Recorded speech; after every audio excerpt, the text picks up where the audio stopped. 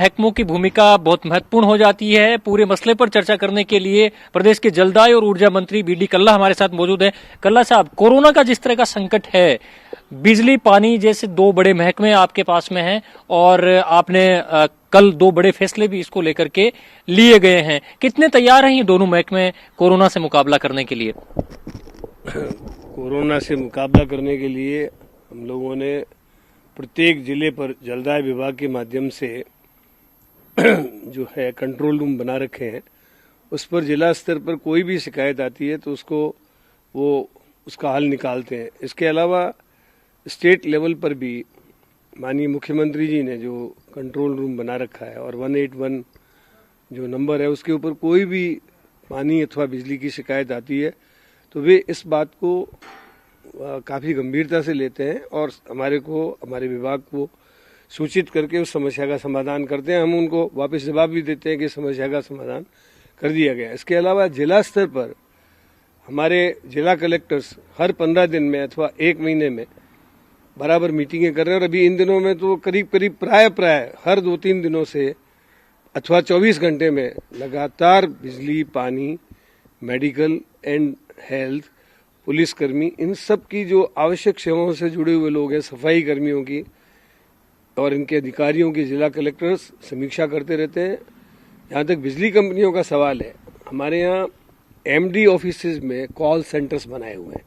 उसमें करीब 150-150 कर्मी जो है निरंतर लगातार राजस्थान के किसी भी हिस्से से कोई शिकायत आती है, ये अभी की बात नहीं है, पहले से ही ये व्यवस्था है कि कॉल सेंटर में कोई भी बिजली से संबंधित समस्या आती है, तार टूट गया, ट्रांसफार्मर जल गया अथवा कहीं कोई लाइन लीक हो गई, बिजली चली गई, इन सब चीज़ों की शिकायतें वहाँ पर आती है और उन शिकायतों का समाधान किया जाता है। इसके अलावा जिला स्तर पर भी हमारे जो एससी ऑफिसेज हैं, XEN offices, AEN offices, JEN offices, इन सब में जहाँ जहाँ शिकायत आती है उनकी सुनवाई होती है।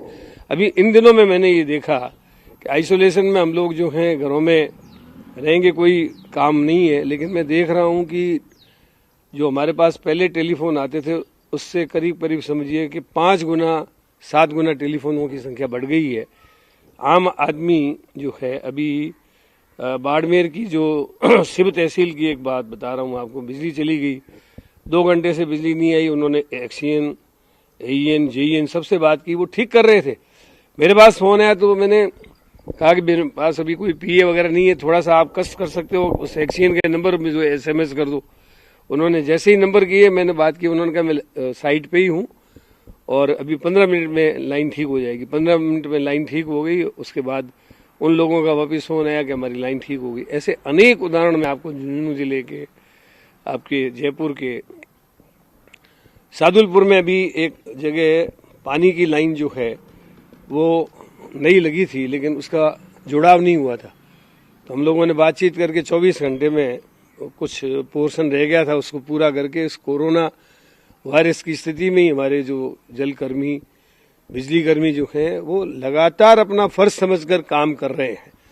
मैं तो उन सब लोगों का, जिसमें विद्युत कर्मी, जल कर्मी, हमारे स्वास्थ्य कर्मी, डॉक्टर्स, पुलिसकर्मी, सफाई कर्मी और जो आवश्यक सेवाओं से जुड़े हुए जितने भी हमारे राशन से संबंधित जो कर्मचारी हैं, जो खाद्य सुरक्षा योजना में और आपके जो बीपीएल परिवारों को मुफ्त में गेहूं पहुंचा रहे हैं, उन सब का आभार व्यक्त करता हूं कि वे कोरोना योद्धा के रूप में काम कर रहे हैं और वे अपनी सेवाएं जिस तरीके से दे रहे हैं उसके लिए मैं उनका हृदय से स्वागत करता हूं और उनको ये कहना चाहता हूं कि वे भी अपनी सुरक्षा का ध्यान रखें।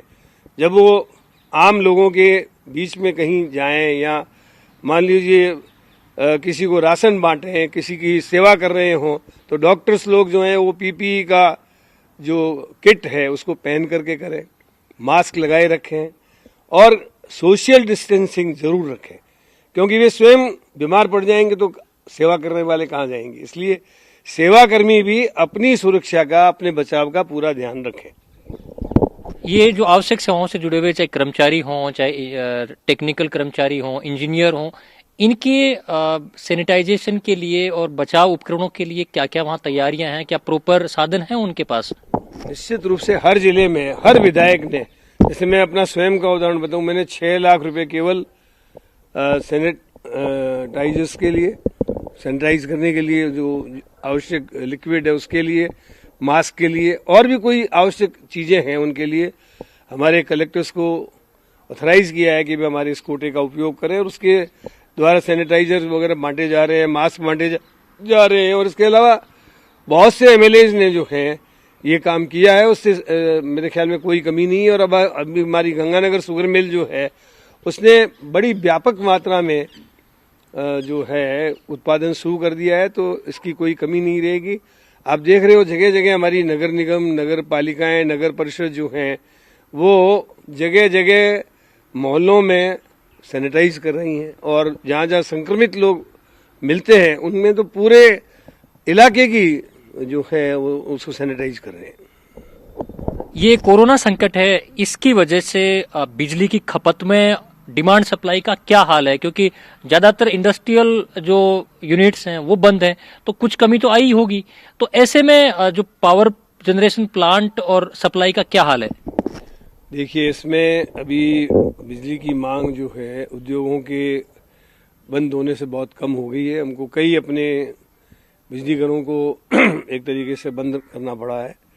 बिजली हमारे पास वैसे भी सरप्लस है, तो ऐसी स्थिति में हम लोगों को फिक्स चार्ज देना पड़ता है।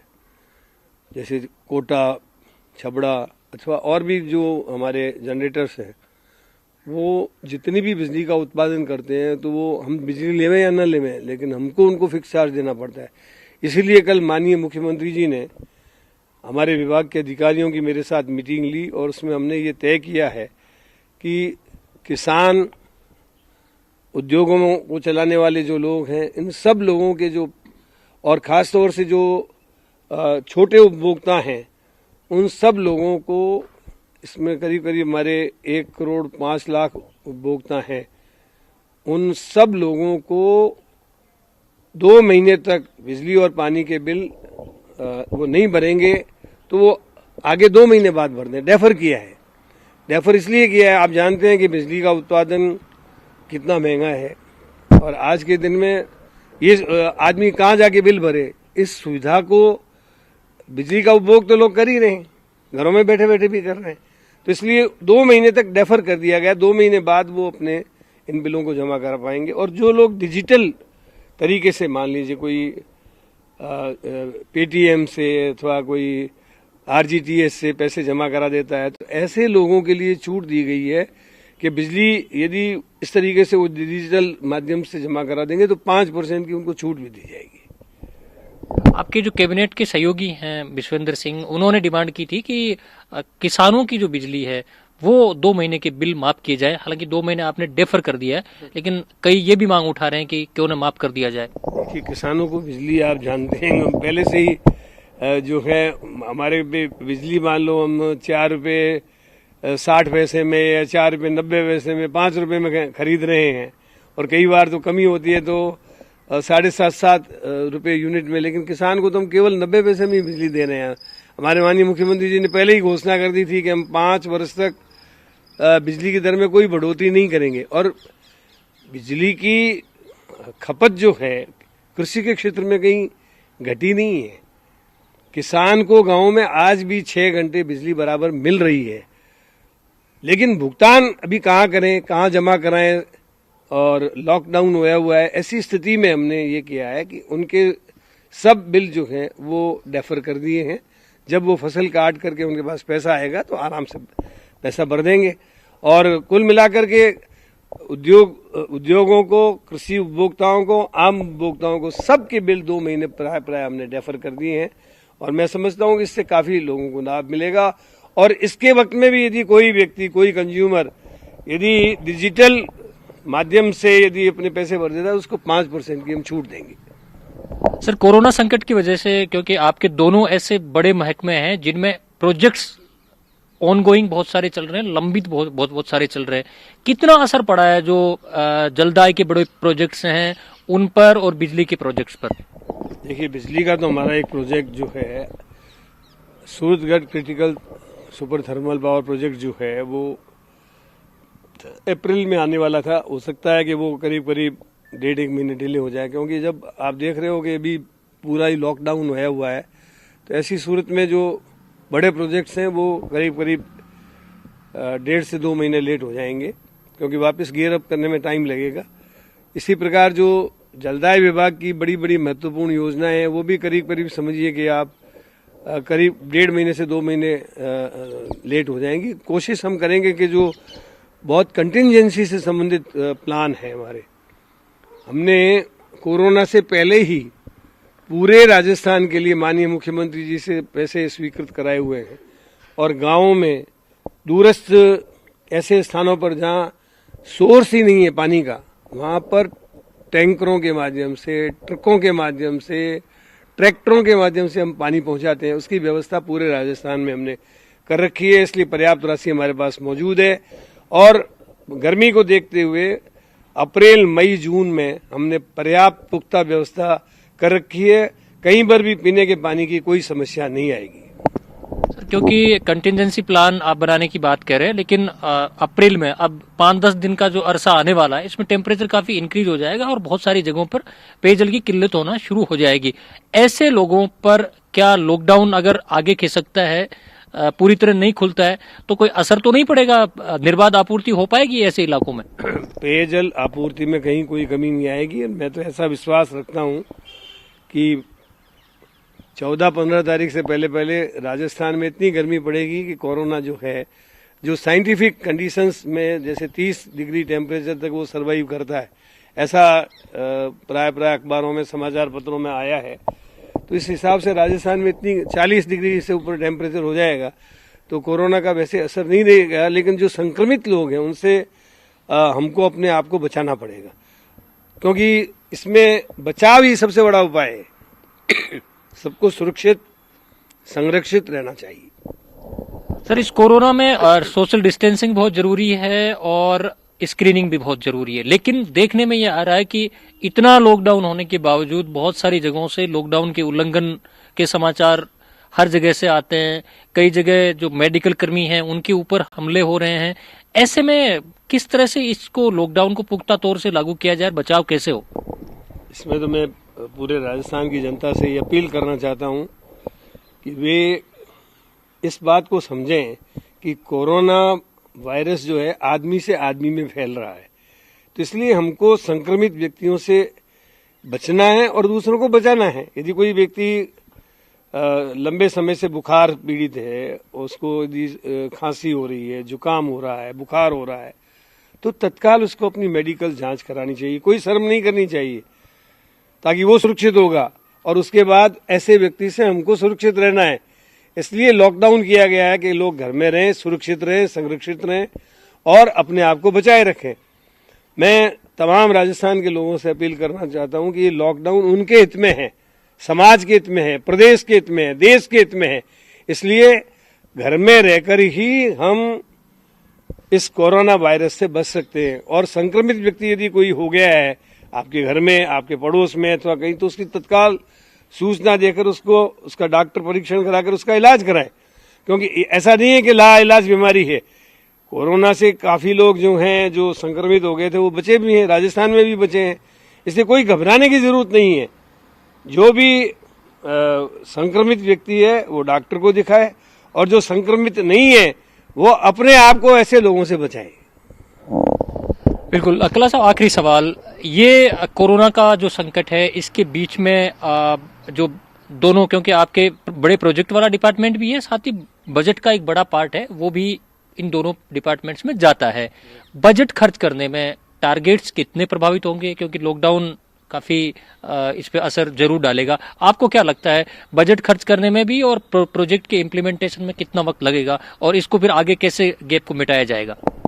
देखिए, गर्मी के दिनों में हम सबसे पहले तो हैंडपंप्स की मरम्मत करते हैं, वो काम हमारा जारी रहेगा, उसमें कोई दिक्कत नहीं आएगी। कंटिजेंसी प्लान जारी रहेगा, और जो बड़े प्रोजेक्ट्स में जो अभी इस लॉकडाउन पीरियड में काम नहीं हुआ, उसको हम आगे कवर कर लेंगे। मैं समझता हूं कि हमारे पास में जो कोरोना के कारण आर्थिक स्थिति में क्या बदलाव आता है, किस तरीके से, मतलब आप देख रहे हो कि अभी जैसे स्टेट का खर्चा तो हो ही रहा है रोज का रोज, हम छूट भी दे रहे हैं, लेकिन इनकम बिल्कुल जो है स्टेट की वो बिल्कुल नेगेटिव जा रही है। जो हमारे पास में पैसा आ रहा था टैक्स के रूप में, वो सारा का सारा लॉकडाउन के कारण बंद है। तो ऐसी स्थिति में जैसे जैसे बजट मिलेगा हम अपने टारगेट्स को पूरा कर लेंगे। एक सबसे बड़ा सवाल केंद्रीय सहायता का भी बना है, क्योंकि अब जब संकट आ गया है तो केंद्र से भी, क्योंकि हम पानी पर विशेष दर्जे की मांग तो करते आ रहे हैं, अब जो केंद्र की जो योजना आ रही है हर घर नल तक वाली, उसमें लेकर के ये मांग और टेकअप करेंगे कि बाकी प्रोजेक्ट्स को लेकर के भी कुछ जो पैसा है वो केंद्र सरकार से दिया जाए? देखिए, केंद्रीय सरकार जो है उसकी नीति में आमूलचूल परिवर्तन की आवश्यकता है। केंद्र शासित प्रदेश जो हैं उनको वो 90% सहायता दे रहे हैं, और जो पहाड़ी क्षेत्र हैं और जहां सरफेस वाटर बहुत ज़्यादा है ऐसे क्षेत्रों को भी वो एड दे रहे हैं। तो उनको और रेगिस्तान के इलाकों को अलग करना चाहिए। मैं शुरू से ही हमारे जल संसाधन मंत्री जी से ये मांग करता आ रहा हूँ कि राजस्थान को 2013 से पहले लगभग 90% अथवा 100% ग्रांट मिलती थी, अब उसको 50% कर दिया गया है। अब मोटे तौर पर मैं आपको एक अनुमान के आधार पर बताता हूं कि पूरे राजस्थान में घर घर जल यदि हम पहुंचाएं तो 1.5 लाख करोड़ रुपए की आवश्यकता होती है। इसका मतलब ये हुआ कि राजस्थान को अगले 4 वर्ष में 75,000 करोड़ रुपए इसके लिए प्रावधानित करने होंगे। और यदि 90% सेंट्रल गवर्नमेंट यदि हमको देती है तो हमको केवल मात्र 15,000 करोड़ रुपए खर्च करने पड़ेंगे। 15,000 करोड़ रुपए स्टेट के लिए देना संभव है, 75,000 करोड़ हम लोग किसी भी सूरत में दे नहीं सकते। इसलिए केंद्रीय सरकार को चाहिए कि वे जैसे पहले योजना आयोग योजनाएं बनाता था कि जो स्टेट पीछे थे उनको बराबर लाना, और जो आगे हैं उनको ऐसे क्षेत्रों में उन योजनाओं से अलग करना। आज जहां पर नदियां बह रही है, जिनके पास पानी की बहुतायत है, उनको भी 50%, और जहां 60-60 किलोमीटर 50-50 किलोमीटर पानी पहुंचाना पड़ता है, इंफ्रास्ट्रक्चर के ऊपर इतना अधिक पैसा खर्च होता है, उनको सरकार को अलग से देखना चाहिए। रेगिस्तान में पानी की सबसे बड़ी समस्या और कोई समस्या ही नहीं है। हमारे यहाँ यदि पानी उपलब्ध हो जाए तो हमारा आदमी पानी के सहारे पूरा वर्ष निकाल सकता है।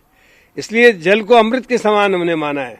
हम राजस्थान में ये भी कोशिश कर रहे हैं कि जल की बचत करें, जल का संरक्षण करें और एक एक बूंद का सांगोपांग सदुपयोग करें। किंतु केंद्रीय सरकार से मैं आग्रह करता हूं कि वे राजस्थान की विषम परिस्थितियों को देखते हुए, राजस्थान देश का सबसे बड़ा एरिया वाइज भौगोलिक क्षेत्रफल के आधार पर सबसे बड़ा राज्य है, इसको ध्यान में रखते हुए, और हमारे यहाँ पानी जो है 1.1% है, आबादी हमारी 6.72% है। ऐसी स्थिति में हमको 90% अनुदान पहले की तरह दे, तब जाकर के हम घर घर में जल पहुंचा सकेंगे। तो जलदाय और ऊर्जा मंत्री का ये मानना है कि इस कोरोना संकट का असर इन दोनों महकमों के बड़े प्रोजेक्ट्स पर पड़ेगा, लेकिन मंत्री ने दावा किया है कि समय रहते इस गैप को मिटा लिया जाएगा। साथ ही केंद्र सरकार से भी इन्होंने विशेष सहायता की मांग रखी है। कैमरा पर्सन दिलीप तेची के साथ गोवर्धन चौधरी, न्यूज़ 18।